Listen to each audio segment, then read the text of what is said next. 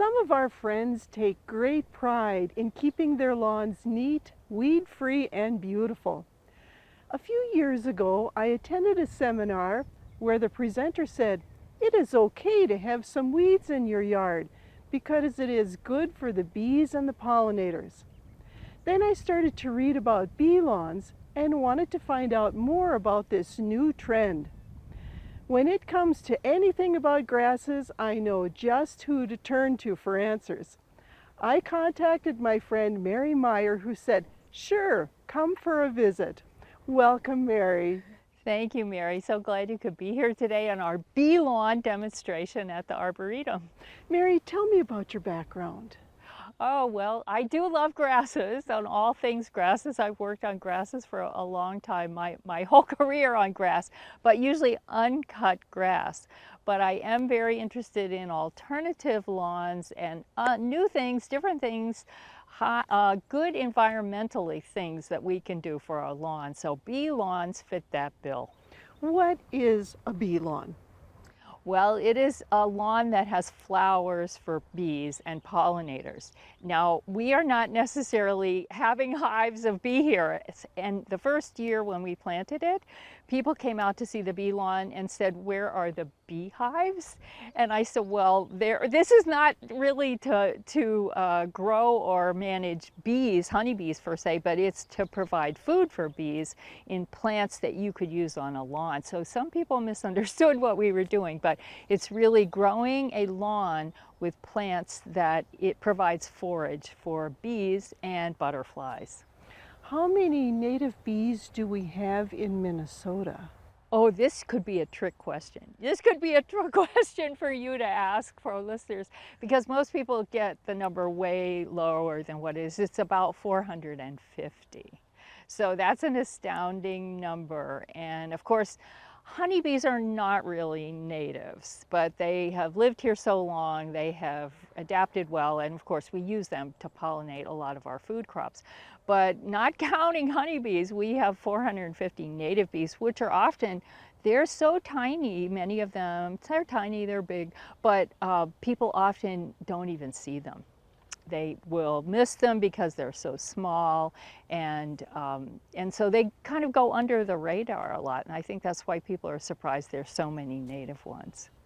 What has caused their decline, and have all of them been declining or just some species?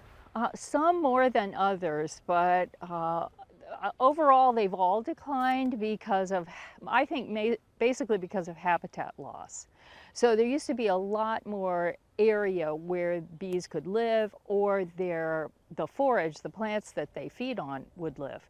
But today you don't see that as much. Farmers have incentives not to have any hedgerows where they're pollinator plants.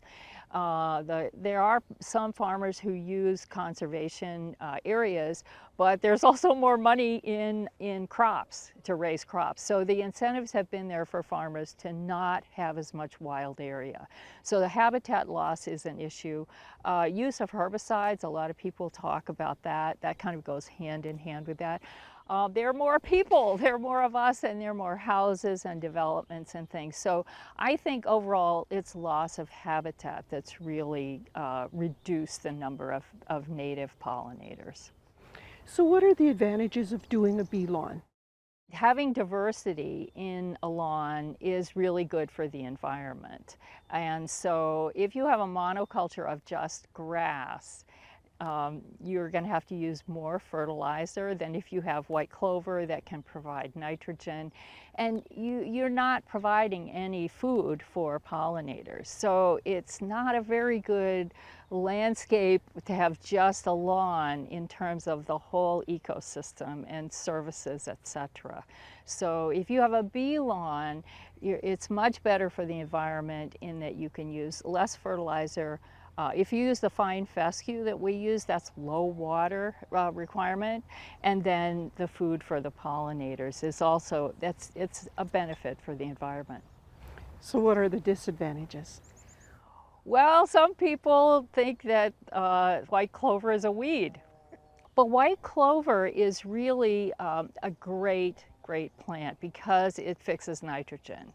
And that fixing nitrogen and making it available to the grass and the other plants there it's really low maintenance. And if you think of the landscapes of my parents or grandparents, they have white clover.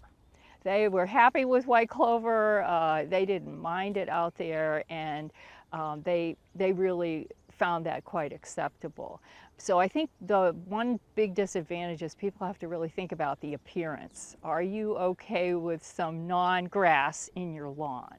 That the appearance is the first thing. And then we do have a lot of people come ask about getting stung. Yeah, am I going to get stung from all these bees? And I really have never seen any evidence that you will. A lot of these bees are small and not interested in us and not really stinging, what we think of as stinging bees. And you know, we're not talking really here about attracting yellow jackets or wasps or hornets, and those are our more troublesome insects, especially at the late end of the summertime. So the honeybees, the other small native bees, are not really ones that we think of stinging a lot of people. So to date, we don't have a lot of evidence that that's an issue. Well, and you have oodles of visitors here at the Arboretum too, and so you would know. We would know. We also have planted a bee lawn up at our Bee and Pollinator Center, and that is an area where we have a lot of landscape plants, trees, shrubs, as well as flowers for bees. That's where we have the beehives that people can see at the Arboretum. And so the lawn area there, we did plant the bee lawn with the clover, the thyme, and the prunella. And so that's another big demonstration area, and that's an outdoor kind of a nice recreation area where people could see the bee lawn also.